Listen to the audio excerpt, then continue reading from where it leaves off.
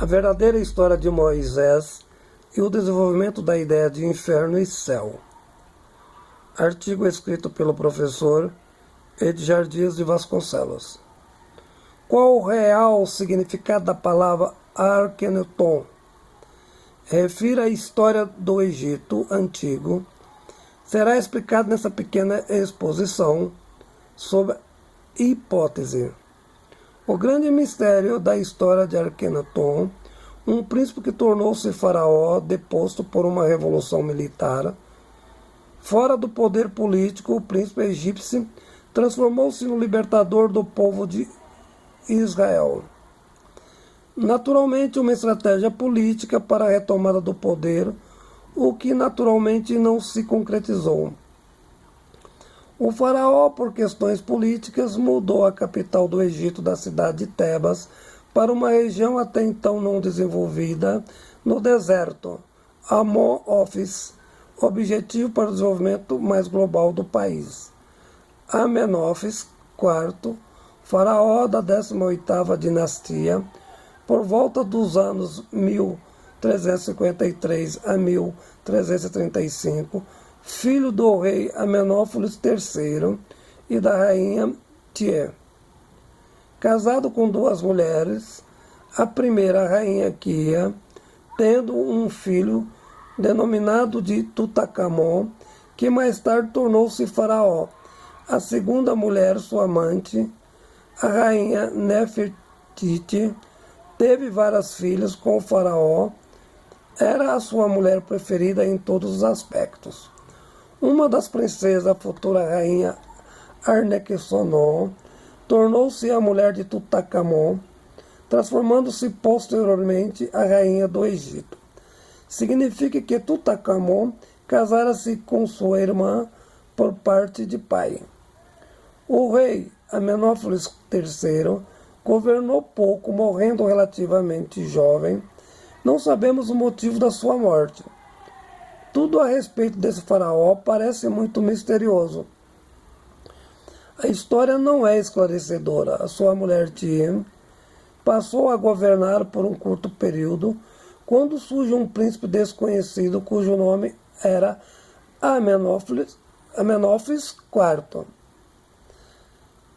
Arquenaton apareceu repentinamente, sem ninguém saber de onde surgiu, um príncipe muito ambicioso que assumira o governo. Era um estranho no palácio, vivendo a infância em outros locais. Nunca fora visto com seu pai. Curiosamente, Arquenaton jamais foi referenciado como filho de Amenófis III, tomando a sua mulher como esposa. Tché, as suas filhas, sempre acompanharam o faraó no túmulo de Amenófis III, há gravuras de Tché e suas filhas, mas nada de Arganeton. A história desse período do Egito transforma-se profundamente em um enigma. Qual o verdadeiro motivo de tudo o que estava supostamente acontecendo? A história do referido príncipe constituiu-se em um grande mistério, o que será esclarecido nesse breve artigo. Como hipótese, ao menos é a minha proposição. Em razão da história aqui descrita, defende-se a ideia de que Amenófis IV voltara do além-mar para assumir o poder no lugar do pai, sendo ele o próprio Arqueneton. Se esse relato corresponde à verdade, é outra questão. Ao mesmo tempo, aconteceu uma reação militar entre a família imperial para depor o príncipe, com a participação das forças armadas. Entretanto, os documentos mostram que o jovem príncipe não sabia da morte do pai quando foi convidado para assumir o governo, nessa época tendo apenas 16 anos. O que aconteceu com Arqueneton? Sua chegada à cidade é repleta de mistérios, tanto quanto a sua ascensão ao governo do Egito. Sua tumba, a leste de Amarna, nunca recebeu seu corpo, embora uma de suas filhas, Nekhetaten, possa ter sido sepultada lá é o que registra a história antiga do Egito. A grande questão a analisar passagens bíblicas refere-se ao relato de uma possível identidade de Arganeton, fundamentado-se na ideia do monoteísmo. Sugere que Agamenon tinha sido precursor do monoteísmo, sendo ele o próprio Moisés. Refere-se ao Antigo Testamento, documentos apócrifos da época de 1394, antes da nossa era, quando Moisés, fundador da fé judaica, desejava a coroa do faraó egípcio, a mesma referência ideológica política. Esse fato indica realmente sua relação com o poder egípcio, sua vinculação com a nobreza.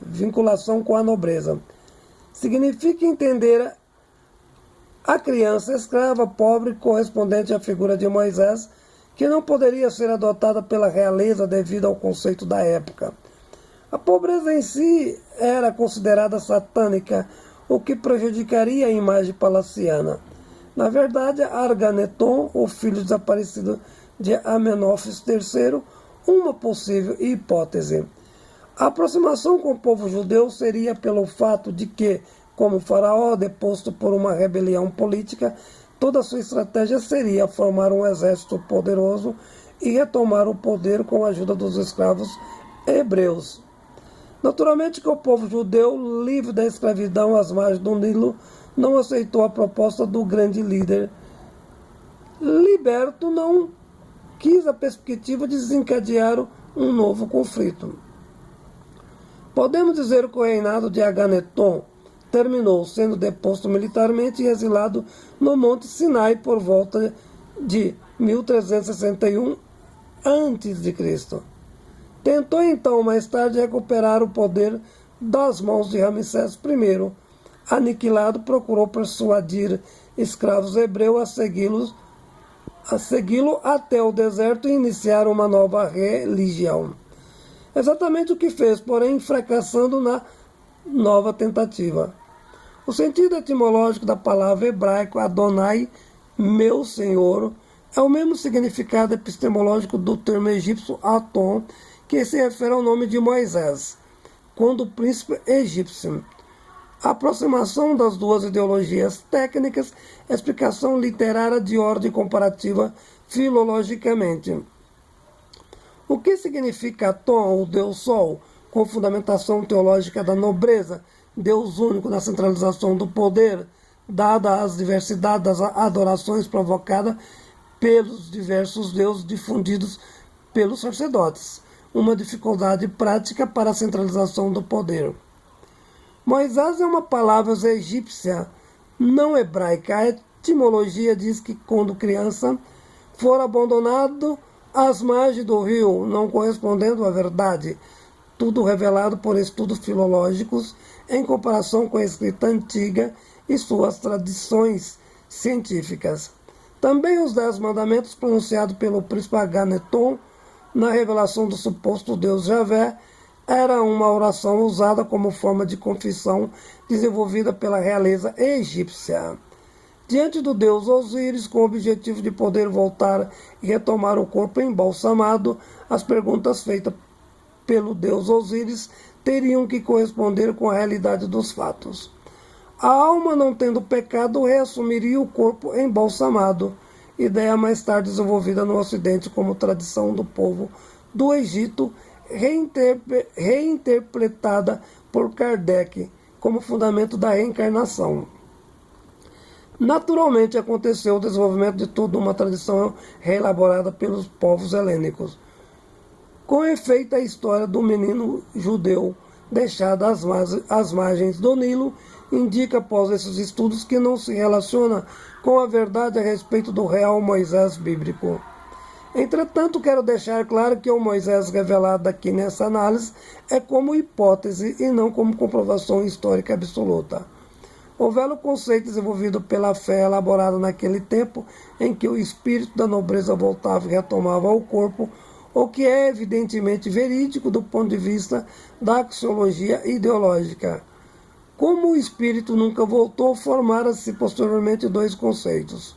Um deles, a ideia do purgatório, isso porque o corpo embalsamado não entrava em putrefação, significando, portanto, que a alma nobre estava se purificando diante do deus Osíris, o que voltaria um dia. O que é interessante, como o corpo do povo simples era mal embalsamado tecnicamente, portanto apodrecia, criara-se então o conceito do inferno. A alma não teria mais o corpo para ressuscitar. A alma teria sido condenada pelo deus Osíris. Como a alma nobre nunca voltou e como o corpo continuava embalsamado, com o tempo criou-se o conceito de outra vida em algum paraíso, ideia assimilada pelo judaísmo, posteriormente pelo cristianismo. O povo judeu, libertado por Moisés ao voltar para a terra prometida, recebeu como herança a cultura religiosa egípcia, o que posteriormente passou para o Ocidente, criando na história do Ocidente o conceito do céu e inferno, do mesmo modo a ideia da alma. Como a nobreza egípcia ia para o céu, desenvolveu-se o conceito na idade feudal de que a nobreza ocidental era também divina.